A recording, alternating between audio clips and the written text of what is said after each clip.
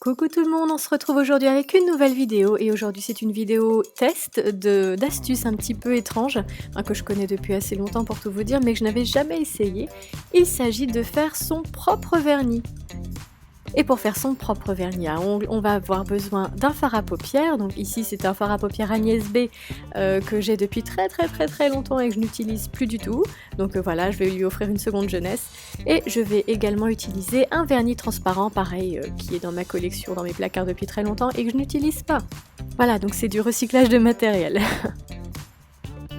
Alors je vais me munir du dos d'un pinceau ou d'un petit bâton, hein, comme vous voulez, et je vais m'appliquer à faire de la purée avec mon fard à paupières. Je vais réduire le fard en poudre et ensuite je vais utiliser un petit bout de papier comme entonnoir, donc je vais le plier et le mettre au-dessus de mon flacon, de manière à faire comme un cône où je vais mettre le fard à paupières.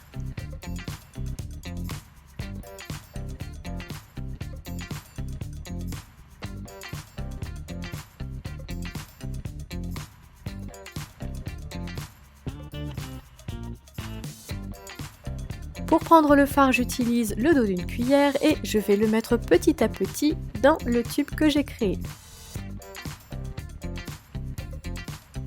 Une fois que j'en ai mis un petit peu, je referme mon flacon et je le secoue vigoureusement pour bien mélanger les pigments au vernis.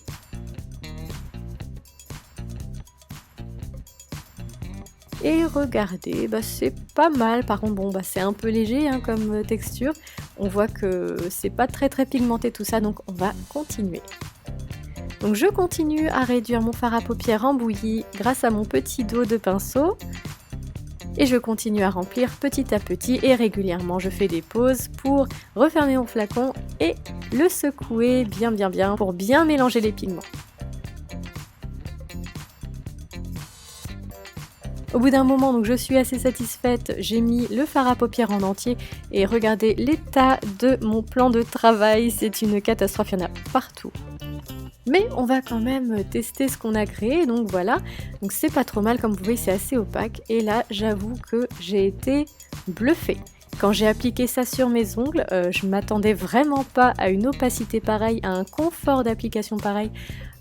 J'ai été vraiment bluffée, donc je pense que c'est un vernis que je peux réutiliser régulièrement, peut-être que vous le reverrez prochainement dans une vidéo, mais vraiment, j'ai été bluffée, j'ai pas d'autre mot que ça. Donc oui, ça dépend du fard à paupières que vous utilisez et du vernis transparent que vous utilisez. Bien entendu, tous les fards à paupières et tous les vernis transparents ne sont pas de même qualité, donc vous obtiendrez peut-être un résultat différent, mais voilà. Je termine le tout avec une couche de top coat, donc comme d'habitude moi c'est le top coat poché, et voilà!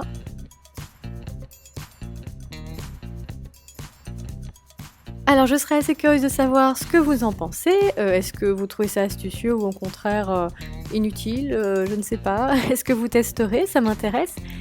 Et moi de mon côté je vous fais de gros bisous et je vous dis à bientôt pour une prochaine vidéo.